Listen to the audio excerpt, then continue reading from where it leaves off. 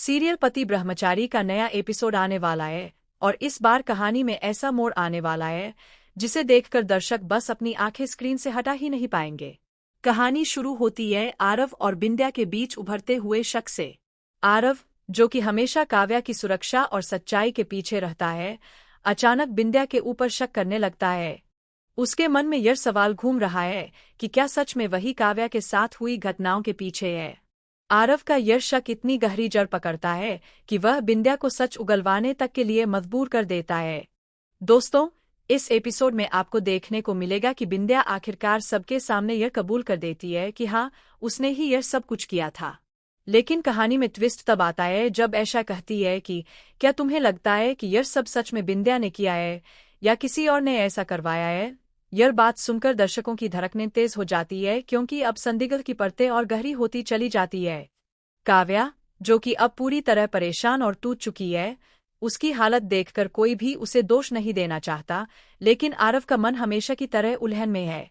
वह समझता है कि काव्या की इस स्थिति का जिम्मेदार कोई और नहीं बल्कि काव्या का पति खुद है, लेकिन किस हद तक और कैसे, यह सब अब आरव की समझ से परे हो जाता है।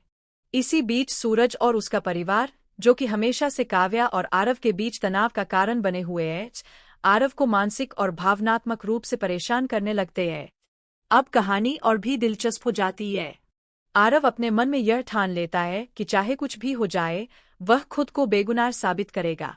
वह बार बार काव्या से कहता है कि मैंने कुछ भी गलत नहीं किया, मैंने तुम्हें घर से बाहर नहीं निकाला, मैंने तुम्हारे खिलाफ कोई साजिश नहीं रची, लेकिन आरव का यह दावा सुनकर कोई भी उस पर यकीन नहीं कर रहा होता।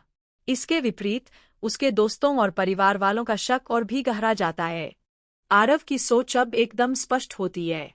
उसे पता है कि काव्या की सच्चाई को सामने लाने का एक ही रास्ता है, बिंद्या से सच उगलवाना। इसी सोच के चलते आरव बिंद्या को किडनैप कर लेता है। बिंद्या, जो कि पहले से ही डर और तनाव में घिरी हुई है, अब आरव के सामने अपनी गलती और रहस्यों को उजागर करने के लिए मजबूर हो जाती है।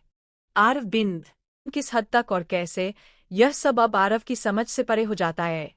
इसी बीच सूरज और उसका परिवार, जो कि हमेशा से काव्या और आरव के बीच तनाव का कारण बने हुए हैं, आरव को मानसिक और भावनात्मक रूप से परेशान करने लगते हैं। अब कहानी और भी दिलचस्प हो जाती है। आरव अपने मन में यह ठान लेता है कि चाहे कुछ भी हो जाए, वह खुद को बेगुनाह साबित करेगा। वह बार बार काव्या से कहता है कि मैंने कुछ भी गलत नहीं किया, मैंने तुम्हें घर से बाहर नहीं निकाला, मैंने तुम्हारे खिलाफ कोई साजिश नहीं रची, लेकिन आरव का यह दावा सुनकर कोई भी उस पर यकीन नहीं कर रहा होता। इसके विपरीत उसके दोस्तों और परिवार वालों का शक और भी गहरा जाता है। आरव की सोच अब एकदम स्पष्ट होती है। उसे पता है कि काव्या की सच्चाई को